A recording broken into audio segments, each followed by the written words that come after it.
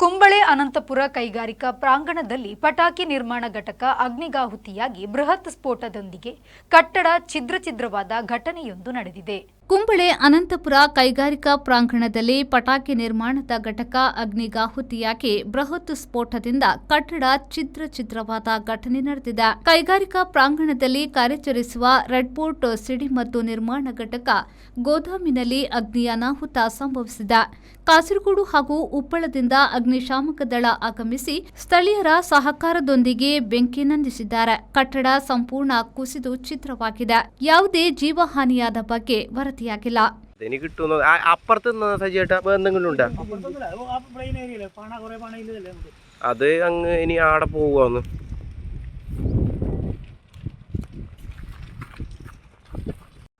ഇതെല്ലാം പൊടിയായി തീ അപ്പുറത്തേക്ക് പോയി. ರೆಹಮಾನುದ್ಯಾವರ ವಿ4 ನ್ಯೂಸ್ ಮಂಜೇಶ್ವರ.